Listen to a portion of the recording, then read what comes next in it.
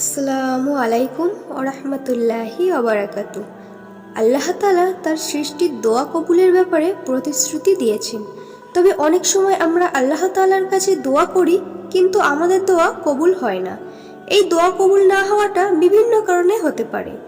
আজ আমরা আলোচনা করব কুরআন এবং হাদিসের আলোকে এমন 10টি কারণ নিয়ে, যে 10টি কারণে আমার আপনার দোয়া আল্লাহ পাক রব্বুল আলামিনের দরবারে কবুল হচ্ছে না। একদিন ইব্রাহিম ইবনে আদহাম বসরা শহরের একটি বাজারের পাশ দিয়ে যাচ্ছিলেন।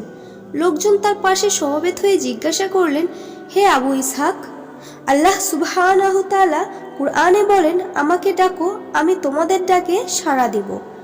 কিন্তু আমরা অনেক প্রার্থনা করার পরেও আমাদের দোয়া কবুল হচ্ছে না।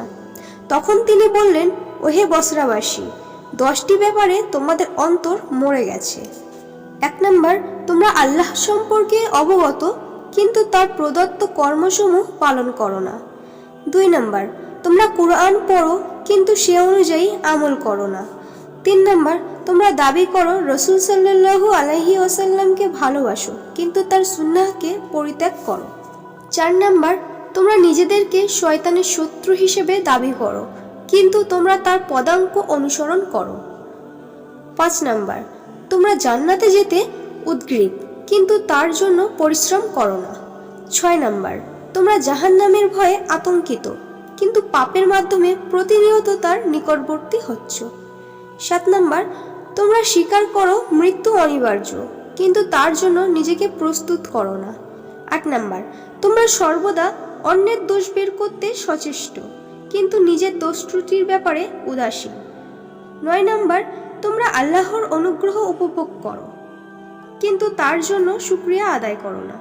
10 নাম্বার, তোমরা মৃতদেহের দাফন সম্পন্ন করার পর তার থেকে শিক্ষা গ্রহণ করো না। এই 10টি কারণে আল্লাহ রব্বুল আলামিনের দরবারে আমার আপনার দোয়া কবুল হচ্ছে না। সুতরাং অবশ্যই আমাদের এই কারণগুলি থেকে বেঁচে আল্লাহর কাছে চাইতে হবে, আল্লাহর কাছে দোয়া করতে হবে। তাহলে আল্লাহ তাআলা আমাদের দোয়াগুলোকে কবুল করবেন। আল্লাহ তাআলা আমাদের সকলকে এই কথাগুলি বোঝার ও আমল করার তৌফিক দান করুন। আমিন।